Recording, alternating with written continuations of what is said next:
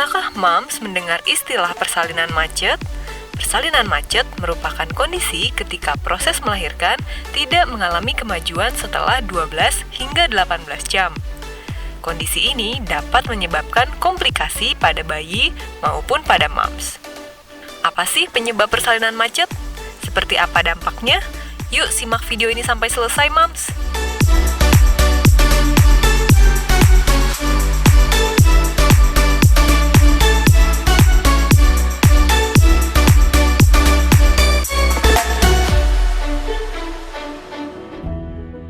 Persalinan dikatakan macet jika saat melahirkan anak pertama tidak ada kemajuan pembukaan setelah 18 jam dan pada anak kedua lebih dari 12 jam.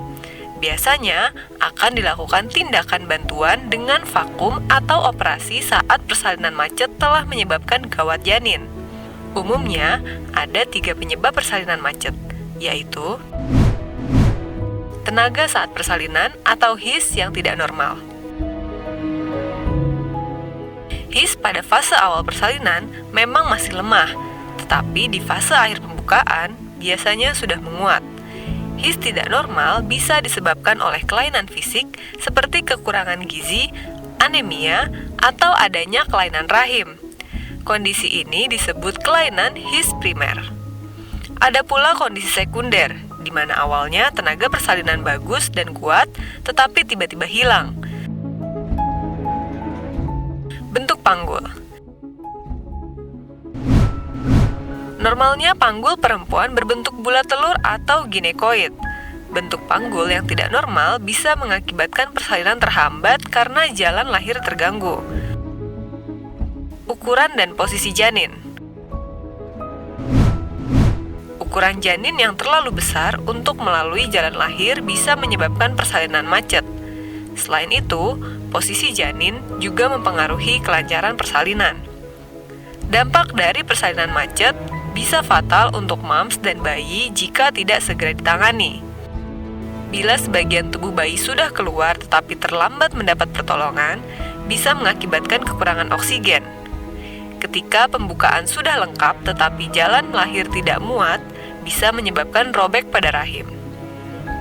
Pembukaan lengkap tetapi kepala janin tidak juga turun, maka dinding rahim bisa semakin tipis.